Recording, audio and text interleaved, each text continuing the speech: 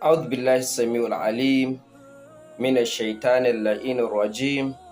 بسم الله الرحمن الرحيم وبه نستعين وهو خير الناصر ومؤين. ‘Yan uwa masu daraja masu bibiyan wannan channel mai albarka ta Alwahada Global Habal Services. Assalamu alaikum wa rahmatullahi ta'ala wa barakatu. Kamar dai yadda muka saba a wannan channel mai albarka, muna kawo muku addu'o'i, mujarrabai, abubuwa da suka shafi lafiyarku, ilimtarwa game da faɗakarwa.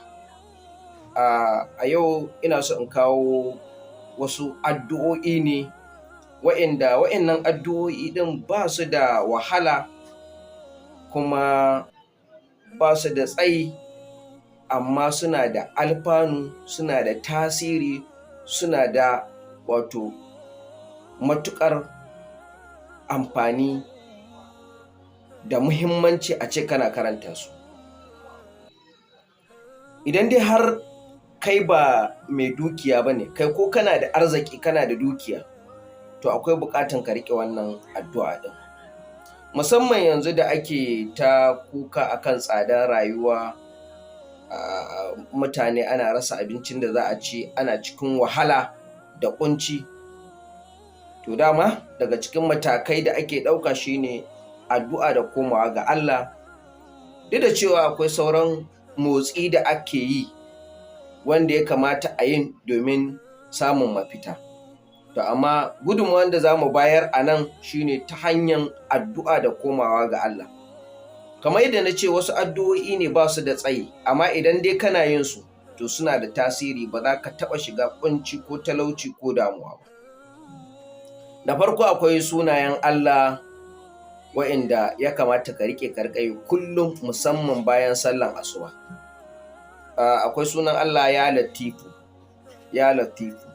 Ya Latifu ana son ka karanta ta 129 adadinta kenan. Idan kana yin ta bayan sallan asuba, bayan ka gama karanta ya Latif, sai kuma ka karanta wannan shi ma sunan Allah, ya Qadiyal Hajat, ya Qadiyal Hajat, wato ya mai biyan bukata. Ana karanta ta ita kuma kafa 100. Ya Latifu 129, ya Qadiyal Hajat kafa 100, sai a roƙi bukata, musamman neman buɗin arziki da neman bunƙasa a kasuwancinka, da neman wato Allah ya sanya albarka a samunka.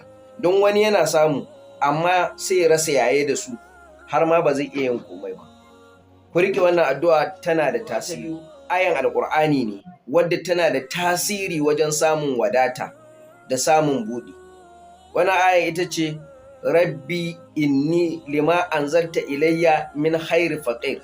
Rabbi inni lima anzalta ilayya min khairi. Kana fuskantar rashi da ƙarancin samu, ka riƙe wannan addu'a, ba za ka yi bara ba, ba za ka je wajen kowa roƙo ba. Domin yau an waye gari kana buɗe wayanka za ka ga wani saƙo bara. Kawai na duk inda kake mutane na ta bara saboda kunci. Musulunci bai ƙarfafa bara ba, amma ya ƙarfafa tashi tsaye, mutum ya tsaya da ƙafafunsa ya nemi halas, kuma ya ƙarfafa addu'a. In dai kana karanta wannan addu'an, Rabbi inni lima anzalta ilayya min khairi faqir, ba za ka roƙi kowa ba, ba za ka kwana da yunwa ba. Addu'a ta biyu ita ma ayan Alƙur'ani ne, yawan karanta alam nashrah. Alam nashrah laka sadrak, in kana karanta ta 41, shi ma za ka rabu da talauci. Har wayo karatun suratul Quraish, li ilafi Quraish ilafi rihlata shita'i was-sayf. A irin wannan lokaci da ake yunwa, ake shiga kunci, in dai ka rike ta kana karanta 41, insha Allahul azim za ka samu wadata. Akwai addu'o'i da yawa.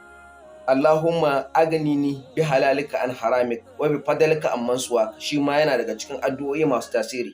Allahumma agnini bi halalika an haramik wa bi fadlika amman suwak.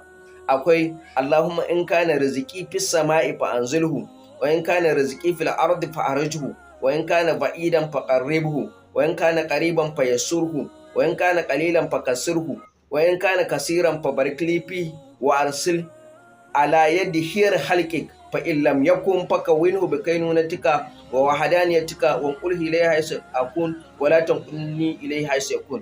innaka ala kulli shay'in qadir ita ma tana cikin addu'o'i masu tasiri wajen neman buɗi na arziki.